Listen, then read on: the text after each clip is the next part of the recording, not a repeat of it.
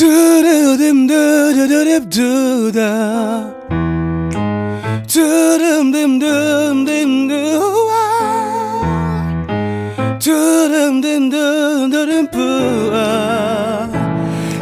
yeah, yeah. Bonjour, bienvenue à l'Acoustique avec Cédric. Aujourd'hui, nous recevons deux grands musiciens, Monsieur David Obel et Monsieur Frédéric Deville. Bonjour. Bonjour Cédric. Ça va bien? Très bien. Très bien, merci. Donc, David était déjà venu dans l'émission. C'était un plaisir de le recevoir la dernière fois. Et là, j'ai écouté ce que vous faites tous les deux et j'ai vraiment eu un coup de cœur.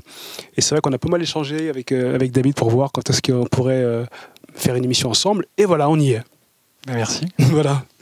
Alors, juste une question. J'ai lu que vous étiez nés dans la même ville et quasiment aussi à la même année. Est-ce que vous connaissez depuis petit tous les deux ou est-ce que...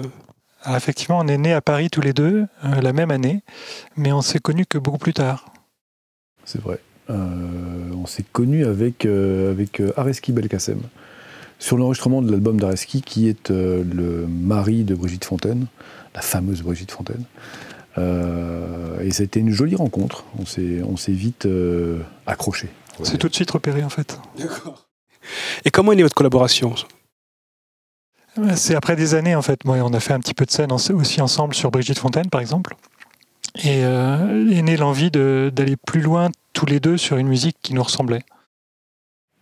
Oui, il y a un petit peu de ça. Alors qu'il nous ressemblait, il faudrait déjà définir ce qui nous ressemble, vu qu'on a des parcours qui sont très très très différents.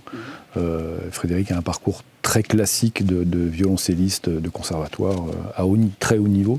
Et moi j'ai un vrai petit parcours de pianiste de rue, autodidacte et flûtiste accessoirement. Mais il fallait effectivement se retrouver sur des points communs, les chercher déjà. Donc il y a eu beaucoup de sessions tous les deux d'improvisation. Donc au départ cette musique elle était très contemporaine, très bruitiste. Et on a réussi à un petit peu l'amalgamer, l'agglomérer pour en faire finalement une musique qui est à la fois très simple. En fait notre point commun, j'ai presque envie de dire, c'est la musique française classique un petit peu, du début du siècle, du milieu du siècle dernier, puisqu'on est maintenant au XXIe siècle, mais en tout cas du milieu du XXe siècle, pardon, en y incorporant quand même une notion de rythme, de groove, j'ose pas dire de swing, parce qu'on irait sur un autre terrain, probablement un peu outre-Atlantique. Mais voilà, c'était comment est-ce qu'on fait pour faire avancer deux choses en même temps qui a priori sont pas vraiment ensemble, et composées pour ça évidemment. Justement, j'aimerais savoir, est-ce que cet album s'est construit autour de vos influences communes ou autour de vos différences ? David, c'est à toi. En fait, j'ai écrit une majorité de ce répertoire, de ce disque-là. Frédéric en a écrit quelques-uns aussi. Et en fait, en écrivant, je me suis effectivement posé la question dans quel sens aller et comment écrire. En fait, quand on écrit dans le but de faire jouer quelqu'un, on essaie toujours d'écrire dans son sens. C'est-à-dire de savoir qu'est-ce qui va, non pas le mettre en valeur forcément, mais quels sont ses points forts, quels sont ses points faibles, où est-ce qu'il va être lyrique, où est-ce qu'il va être brillant, ou alors au contraire, où est-ce que ça va être un peu gris parfois, etc. etc. Donc c'est un peu un mélange de tout ça. Et en fait, Frédéric est quelqu'un qui est justement très lyrique. Moi, je suis quelqu'un qui suis plutôt très rythmique.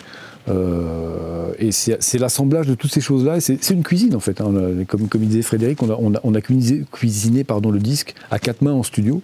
C'est-à-dire qu'on arrive avec des compositions et après on les réadapte selon l'instrument d'abord, évidemment. Et puis selon les capacités de chacun, selon comment ça sonne, les structures, comment on structure ça, etc. etc.